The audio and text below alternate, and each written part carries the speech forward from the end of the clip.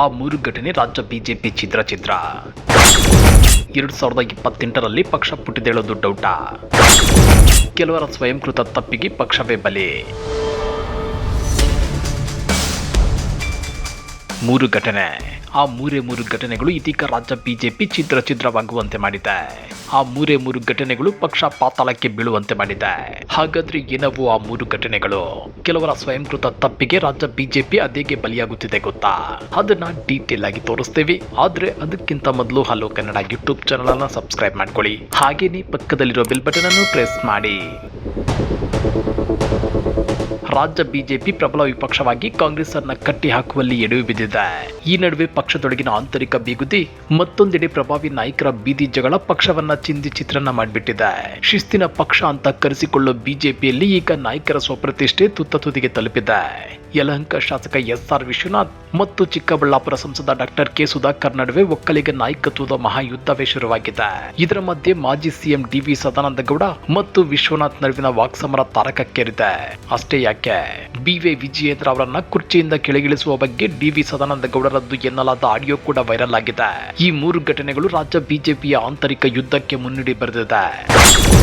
ಇಬ್ಬರು ದುಡ್ಡಿನ ಕುಳಗಳ ಒಕ್ಕಲಿಗ ವಾರ್. ಮೊದಲನೆಯದಾಗಿ ಎಸ್.ಆರ್. ವಿಶ್ವನಾಥ್ ಮತ್ತು ಕೆ. ಸುಧಾಕರ್ ಕದನ.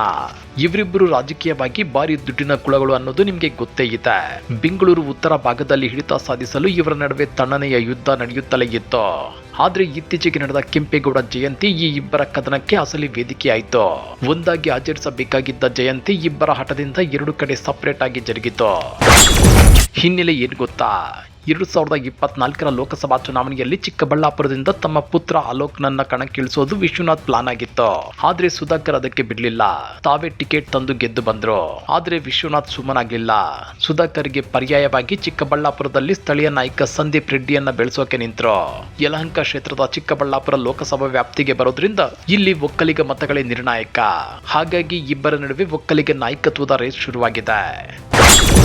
ಅಪನಂಬಿಕೆ, ರೇಡ್ ಮತ್ತು ದೆಹಲಿ ಮಟ್ಟದ ಹೈಡ್ರಾಮಾ. ಚುನಾವಣೆಯಲ್ಲಿ ಸುಧಾಕರ್ಗೆ ದೊಡ್ಡ ಲೀಡ್ ಕೊಟ್ಟಿದ್ದೆ ಯಲಹಂಕ. ಆದ್ರೆ ಸುಧಾಕರ್ ವಾದವೇ ಬೇರೆ. ಈ ಲೀಡ್ ಬಂದಿದ್ದು ಜನರ ಪ್ರೀತಿಯಿಂದಲೇ ಹೊರತು ವಿಶ್ವನಾಥ್ ಕೆಲಸದಿಂದಲ್ಲ. ವಿಶ್ವನಾಥ್ ಚುನಾವಣೆ ವೇಳೆ ಅಸಹಕಾರ ತೋರಿಸಿದ್ರು ಅನ್ನೋದು ಸುಧಾಕರ್ ಆರೋಪ. ಜೊತೆಗೆ ಎಲೆಕ್ಷನ್ ಟೈಮಲ್ಲಿ ಸುಧಾಕರ್ ಆಪ್ತರ ಮನೆಯಲ್ಲಿ 5.5 ಕೋಟಿ ರೂಪಾಯಿ ಸೀಸ್ ಆಗಿತ್ತಲ್ವಾ? ಆ ಐಟಿ ರೇಡ್ ಹಿಂದೆ ವಿಶ್ವನಾಥ್ ಕೈವಾಡ ಇದೆ ಅನ್ನೋ ಅನುಮಾನ ಸುಧಾಕರ್ ಬಣಕ್ಕೆ ಇವತ್ತಿಗೂ ಇದೆ. ಇದೇ ಕೋಪದಲ್ಲಿ ವಿಜಯೇಂದ್ರ ಅವರು ಸಂದೀಪ್ ರೆಡ್ಡಿಯನ್ನ ಚಿಕ್ಕಬಳ್ಳಾಪುರ ಬಿಜೆಪಿ ಜಿಲ್ಲಾಧ್ಯಕ್ಷರನ್ನಾಗಿ ಮಾಡಿದಾಗ ಡಾಕ್ಟರ್ ಕೆ. ಸುಧಾಕರ್ ಅಕ್ಷರಶಃ ಖುದ್ದು ಹೋಗಿದ್ರು. ತಕ್ಷಣ ದೆಹಲಿಗೆ ಓಡೋಡಿ ಹೋಗಿ ಆ ನೇಮಕಾತಿಯನ್ನ ತಡೆ ಹಿಡಿದು ತಮ್ಮ ಆಪ್ತ ಸೀಕಲ್ ರಾಮಚಂದ್ರ ಗೌಡರನ್ನ ಅಧ್ಯಕ್ಷ ಗಾದಿಗೆ ತಂದು ಕೂರಿಸಿ ತಮ್ಮ ತಾಕತ್ತನ್ನು ಪ್ರದರ್ಶಿಸಿದ್ರು. ಈ ಜಗಳ ಎಲ್ಲಿಗೆ ಬಂತು ಅಂದ್ರೆ ಇತ್ತೀಚೆಗೆ ವಿಶ್ವನಾಥ್ ಓಪನ್ ಆಗಿ ಚಾಲೆಂಜ್ ಹಾಕಿದ್ರು. ನನ್ನ ವಿಷಯಕ್ಕೆ ಬಂದ್ರೆ ನಾನು ಸುಧಾಕರ್ ಬುಡಕ್ಕೆ ಕೈ ಹಾಕ್ತೇನೆ. ಮುಂದಿನ ಬಾರಿ ಚಿಕ್ಕಬಳ್ಳಾಪುರದಲ್ಲಿ ಸಂದೀಪ್ ರೆಡ್ಡಿಗೆ ಟಿಕೆಟ್ ಕೊಡಿಸ್ತಿದ್ರೆ ನಾನೇ ನಿಲ್ತೀನಿ.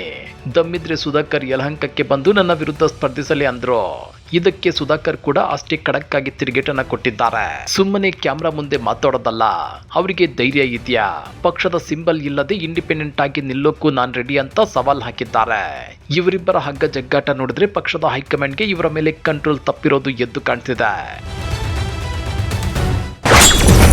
ಎಸ್.ಆರ್. ವಿಶ್ವನಾಥ್ ವರ್ಸಸ್ ಸದಾನಂದಗೌಡ. ಬಿಜೆಪಿ ಒಳಗಿನ ಜಗಳ ಇಷ್ಟಕ್ಕೆ ನಿಲ್ಲಲಿಲ್ಲ. ಇತ್ತೀಚೆಗೆ ಅಡ್ಡ ಮತದಾನದ ಬಗ್ಗೆ ಮಾಜಿ ಸಿಎಂ ಡಿ.ವಿ. ಸದಾನಂದಗೌಡರು ಅಸಮಾಧಾನ ಹೊರಹಾಕಿದ್ರು. ಇದಕ್ಕೆ ಸಿಟ್ಟಾದ ವಿಶ್ವನಾಥ್ ಸದಾನಂದಗೌಡರದ್ದು ವಕ್ರ ಬುದ್ಧಿ ಅಂತ ಜರಿದಿದ್ರು. ಜೊತೆಗೆ ಅವರೇನ್ ದೊಡ್ಡ ಗೌಡ್ರಲ್ಲ, ಮಂಗಳೂರು ಕಡೆಯವರು ಅಂತ ಲೇವಡಿ ಮಾಡಿದ್ರು. ಇದಕ್ಕೆ ಸದಾನಂದಗೌಡರು ಸುಮ್ಮನಿರ್ಬೇಕಲ್ಲ. ವಿಶ್ವನಾಥ್ ಗೂಂಡಾಗಿರಿ ಮಾಡಿ ಬಂದವರು, ಮುತ್ತಪ್ಪರ ಕೈ ಕೆಳಗೆ ಕೆಲಸ ಮಾಡಿದವರು, ಅವರಿಗೆ ದುಡ್ಡಿನ ಅಮಲು ಹೆಚ್ಚಾಗಿದೆ ಅಂತ ಗುಡುಗಿದ್ರು. ಈ ಜಗಳ ಎಷ್ಟು ದೊಡ್ಡದಾಯ್ತು ಅಂದ್ರೆ ಮಂಗಳೂರಿನ ಆದಿಚುಂಚನಗಿರಿ ಶಾಖಾ ಮಠದ ಧರ್ಮಪಾಲನಾಥ ಸ್ವಾಮೀಜಿಯವರ ಎಂಟ್ರಿ ಕೊಟ್ಟು ವಿಶ್ವನಾಥ್ಗೆ ಬುದ್ಧಿ ಹೇಳಬೇಕಾಗಿ ಬಂತು. ಆಮೇಲೆ ವಿಶ್ವನಾಥ್ ಸಮುದಾಯದ ಕ್ಷಮೆ ಯಾಚಿಸಿದ್ರು. ಸದಾನಂದಗೌಡರ ಮೇಲಿನ ಸಿಟ್ಟು ಮಾತ್ರ ಕಮ್ಮಿಯಾಗಿಲ್ಲ. ಇದೆಲ್ಲದರ ನಡುವೆ ಬಿಜೆಪಿಗೆ ಅತಿ ದೊಡ್ಡ ಶಾಕ್ ಕೊಟ್ಟಿದ್ದು ಒಂದು ವೈರಲ್ ಆಡಿಯೋ. ಸದಾನಂದಗೌಡರು ಕೇಂದ್ರದ ನಾಯಕರೊಬ್ಬರ ಜೊತೆ ಮಾತನಾಡಿದ್ದಾರೆ ಎನ್ನಲಾದ ಆಡಿಯೋದಲ್ಲಿ ಅಕ್ಟೋಬರ್-ನವೆಂಬರ್ ಹೊತ್ತಿಗೆ ವಿಜಯೇಂದ್ರ ಅವರನ್ನು ಅಧ್ಯಕ್ಷ ಸ್ಥಾನದಿಂದ ಕಿಕ್ಔಟ್ ಮಾಡಿ ಆಗ ಲಿಂಗಾಯತರ ವಿರೋಧವೇನು ಬರಲ್ಲ ಅನ್ನೋ ಮಾತುಗಳು ಕೇಳಿ ಬಂದಿವೆ. ಸದಾನಂದಗೌಡರು ಇದನ್ನ ನಿರಾಕರಿಸಿದ್ದಾರಾದ್ರೂ ಬಿಜೆಪಿಯೊಳಗೆ ಬಿಎಸ್ವೈ ಫ್ಯಾಮಿಲಿ ವಿರುದ್ಧ ಒಂದು ದೊಡ್ಡ ಪಡೆಯೇ ಕೆಲಸ ಮಾಡ್ತಿದೆ ಅನ್ನೋದು ಜಗತ್ ಜಾಹೀರಾಗಿದೆ. ಒಟ್ನಲ್ಲಿ ಒಂದು ಕಾಲದಲ್ಲಿ ಶಿಸ್ತಿನ ಪಕ್ಷ ಅಂತ ಕರೆಸಿಕೊಳ್ಳುತ್ತಿದ್ದ ಕರ್ನಾಟಕ ಬಿಜೆಪಿ ಇವತ್ತು ಬಣ ರಾಜಕಾರಣ, ನಾಯಕರ ಸ್ವಪ್ರತಿಷ್ಠೆ ಮತ್ತು ಬೀದಿ ಕಾಳಗದಿಂದ ಒಡಕಿನ ಕೋಟೆಯಂತಾಗಿದೆ. ಹಾಗಾದ್ರೆ ರಾಜ್ಯ ಬಿಜೆಪಿಯ ಈ ಆಂತರಿಕ ಕಚ್ಚಾಟದ ಬಗ್ಗೆ ನೀವೇನಂತೀರಾ? ವಿಶ್ವನಾಥ್ ಮತ್ತು ಸುಧಾಕರ್ ಜಗಳದಲ್ಲಿ ತಪ್ಪು ಯಾರದ್ದು? ಕಮೆಂಟ್ ಮಾಡಿ ತಿಳಿಸಿ. ಹಾಗೇನೇ ಈ ವಿಡಿಯೋ ಇಷ್ಟ ಆದ್ರೆ ಲೈಕ್ ಮಾಡಿ, ನಿಮ್ಮ ಸ್ನೇಹಿತರೊಂದಿಗೆ ಶೇರ್ ಮಾಡಿ ಮತ್ತು ನಮ್ಮ ಚಾನೆಲ್ಗೆ ಸಬ್ಸ್ಕ್ರೈಬ್ ಮಾಡ್ಕೊಳ್ಳೋದನ್ನ ಮರಿಬೇಡಿ. ಜೈ ಹಿಂದ್, ಜೈ ಕರ್ನಾಟಕ.